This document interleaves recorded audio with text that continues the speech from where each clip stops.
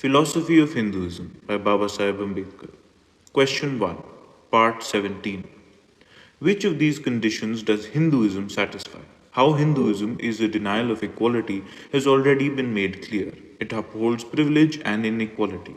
Thus, in Hinduism, the very first collection for liberty is conspicuous by its absence. Regarding economic security, three things shine out in Hinduism. In the first place, Hinduism denies freedom of a vocation.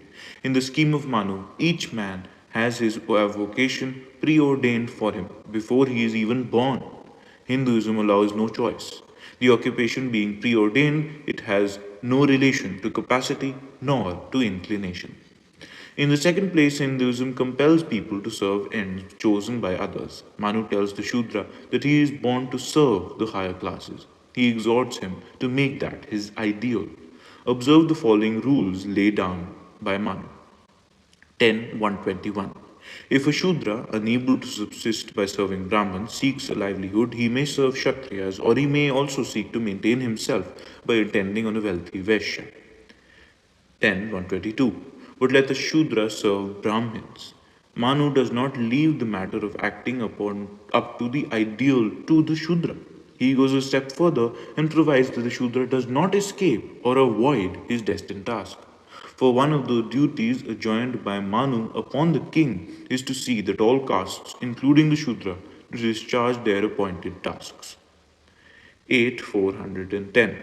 The king should order each man of the mercantile class to practice trade or money lending or agriculture and attendance on cattle, and each man of the servile class to act in the service of the twice born. 8.418. With vigilant care should the king exert himself in compelling merchants and mechanics to perform their respective duties, for when such men swerve from their duty, they throw this world into confusion. Failure to maintain was made an offense in the king, punishable at law. 8.335. Neither a father, nor a preceptor, nor a friend, nor a mother, nor a wife, nor a son, nor a domestic priest must be left unpunished by the king if they adhere not with firmness to their duty.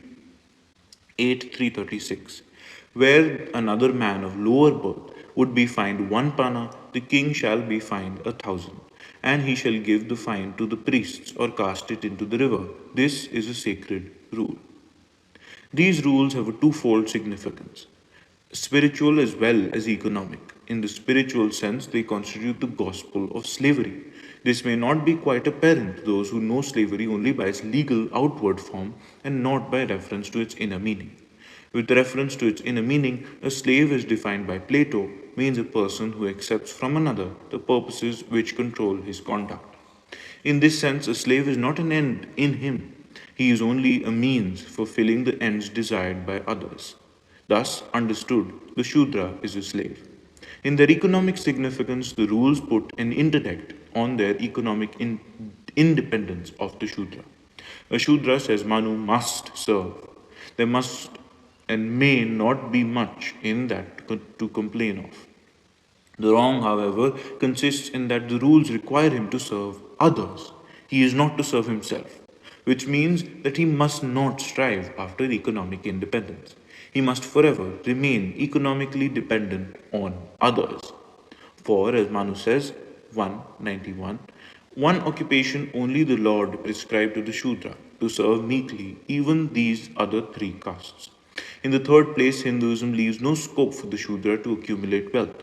Manu's rules regarding the wages to be paid to the Shudra when employed by the three higher classes are very instructive on this point. Dealing with the question of wages to the Shudra, Manu says, 10.124, they must allot to him, the Shudra, out of their own family property, a suitable maintenance after considering his ability, his industry, and the number of those whom he is bound to support. 10.125. The remnants of their food must be given to him, as well as their old clothes, the refuse of their grain, and their old household furniture. This is Manu's law of wages. It is not a minimum wage law, it is a maximum wage law. It was also an iron law, fixed so low that there was no fear of the Shudra accumulating wealth and obtaining economic security. But Manu did not want to take chances and he went to the length of prohibiting the Shudra from accumulating property. He says imperatively, 10.129, no collection of wealth must be made by a Shudra, even though he may be able to do it.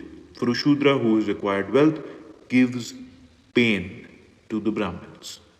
Thus, in Hinduism, there is no choice of avocation.